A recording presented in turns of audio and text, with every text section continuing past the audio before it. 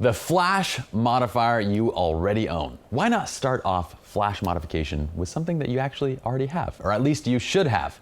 Because our last accessory is going to be our light modifier, and it's just going to be a simple Westcott Photo Basics 5-in-1 40-inch reflector. What I would do is I would use a scrim.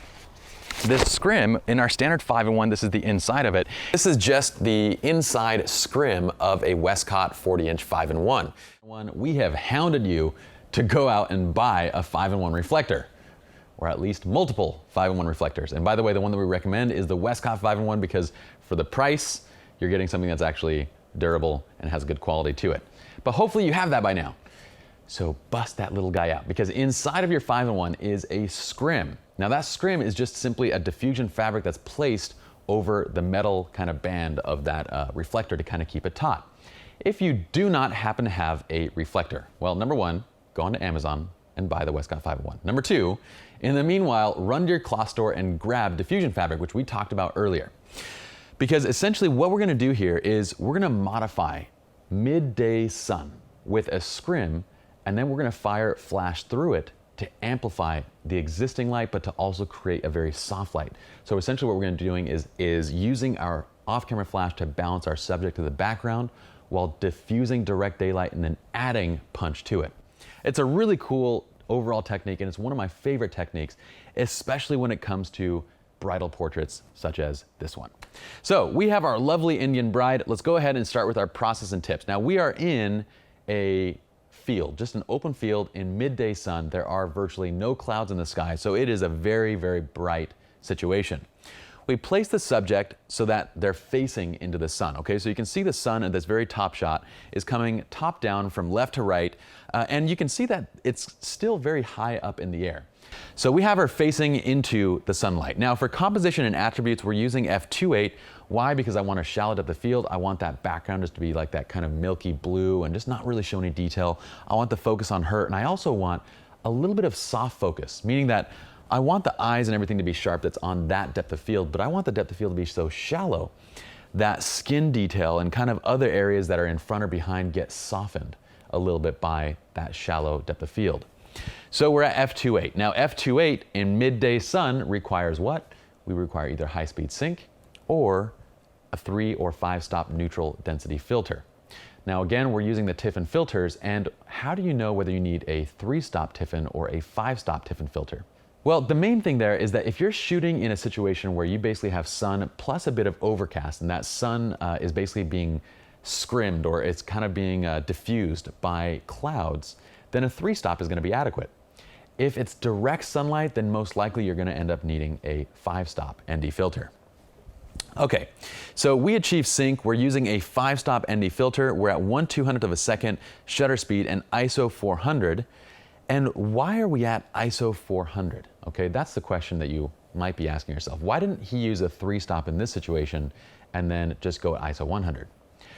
We'll use anywhere between ISO 400 to 1600 in midday sun when we want to create a soft and filmic look to the image. Now, old film cameras, what did they have? They had grain and they had less dynamic range than our digital cameras today. So an easy way to mimic that is to bump the ISO up, which reduces dynamic range and adds grain in a natural way. So it's one of my favorite ways of getting to a soft and kind of filmic look. And here I just want a little bit of that, so I'm using 400 ISO. If you want more, you can go up to 800, 1600, 3200, whatever you want. But play with that technique. It's really fun to use.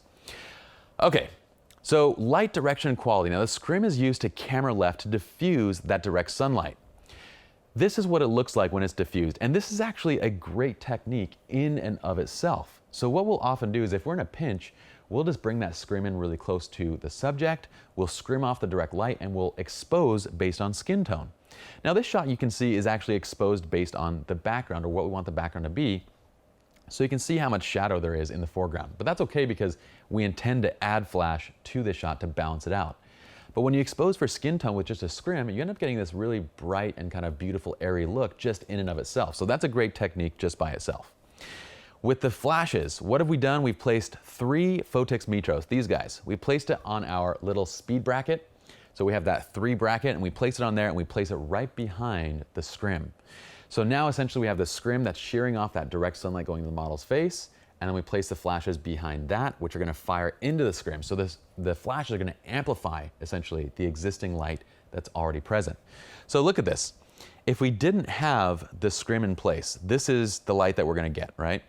If you actually analyze, this is pretty dang similar to this. Now, the light height is just a little bit different, but as far as light quality goes, they're very, very similar. But height-wise, our flashes are just a little bit lower, of course, than the sun would be. Hopefully you understand why that would be the case. I do not have a 1,000-foot boomstick. Actually, I would only need like a 20-foot boomstick to get it up high enough, but that's neither here nor there. We want the light to not come too high, and the reason for that is we want it to be top down. We don't want to ever light up again, because lighting up is going to create that unnatural look, where if we don't want an unnatural look, then we definitely don't want to light bottom up. But we do want it top down, but not as extreme as the sun, and you can see exactly why from this top shot. Do you see how her eyes are not lit by the sunlight? The reason why that's the case is because the sunlight is coming from so high that basically her eyebrows and her eyelashes and lids are blocking the light off from entering the eyes. So while we want that flash placed higher than where she's at, we don't want it so high that it does the same thing, that it basically blocks off. So we want it to enter the eyes so that way we get nice and bright eyes. Again, we don't need to do really any post-production work when we shoot it correctly with the light. So, no scrim, this is just direct sunlight, with scrim exposed for background, and then no scrim with just the Photex Mitros firing into her directly. Okay, so what do? With the scrim in place, we're taking our test shot and we're gonna tweak the ambient light level to basically get the background and the flash to the right balance, okay? We achieve that balance at 1/200 of a second, f2.8 ISO 400. We're at 5500 Kelvin with a 5-stop ND, 3 Photex Mitroses firing at 1/2 to 1/4 power through the scrim's diffusion fabric. And we get this balance. That is the balance I want. We have this beautiful, bright and airy sky behind her. We haven't lost any detail behind her. We have her brightened up. She's the brightest point in the image. We have beautiful light coming into her eyes. Why? Because we place the light coming top down, but not so high that it blocks off and we don't enter the eyes, with that light.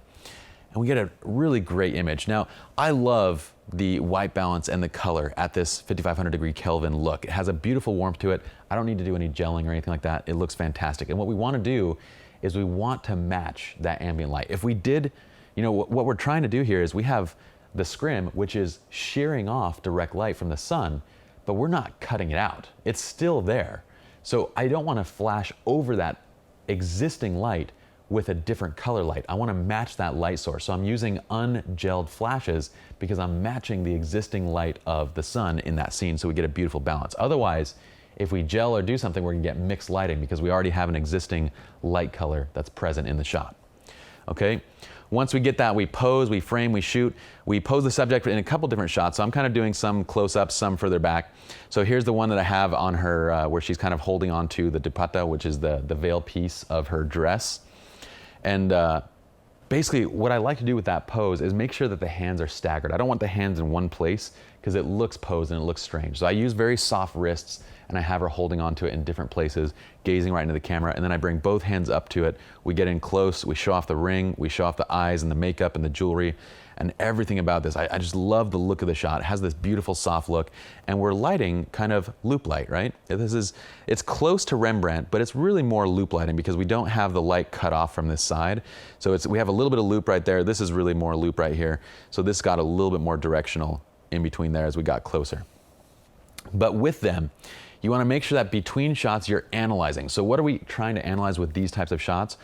We want to make sure that 1, our ambient light to flash exposure is balanced correctly, and 2, our shadows. So especially when she has this veil, the dupatta, when she has that in place, we want to make sure that the light is not creating shadows that are too dramatic. So if we push the flashes too far back, we end up casting a shadow across her face. We want to avoid that. So making sure the shadow and light direction is great. Also, when you're shooting midday sun like this, your models, your subjects are going to sweat. They're going to get oily skin. So between shots, I'll have her just dab real quick, and I have the guys do the same thing because we want to create a soft look in the skin, and by dabbing, we kind of neutralize the oil in the skin. And also by using a large and soft light, we neutralize that as well. Remember in the analysis too, one thing, from Lighting 101, we talked about the softness of the light source in relation to the subject is going to be based upon its size in relation to the subject, right? So the closer that scrim is to her, the more soft the light is going to appear than the further that scrim is from her, because that's the size of the light source. Now with the flashes, the further the flashes are from the light source, the more time that the flash has to open up and to hit the full size of the diffuser. But with that distance, of course, comes the inverse square law, where we're losing light power, right? So there's a balance there. You need to make sure that you bring the flashes close enough to the scrim where it can open up and hit the full scrim without losing too much light, essentially. Okay? So anywhere between 1/4 to 1/2 power when we're using 3 flashes. This is one of those situations, again, that I'm using the 3 Photix Mitroses stacked because I want to shoot quickly. I want to move through these shots and get several different versions of the image and get several shots of each just to make sure I have tack sharp images. So I'm trying to shoot at around 1/2 to 1/4 power, so that way I don't have to wait for that full power recycle time every single time. So this is one of those cases where, could we do this with a single pocket strobe? Yes, at full power you can. But with 3 at 1/4 power, you can do it with much quicker recycle times and really shoot kind of in a more natural and fluid way. So that's why we're using it in this case. All right, so that's it for this video. Hopefully you all enjoyed. Hopefully this gives you ideas, even when it comes down to midday, bright and harsh light, how you can modify it using simple techniques and equipment that you already have to get a beautiful natural light look.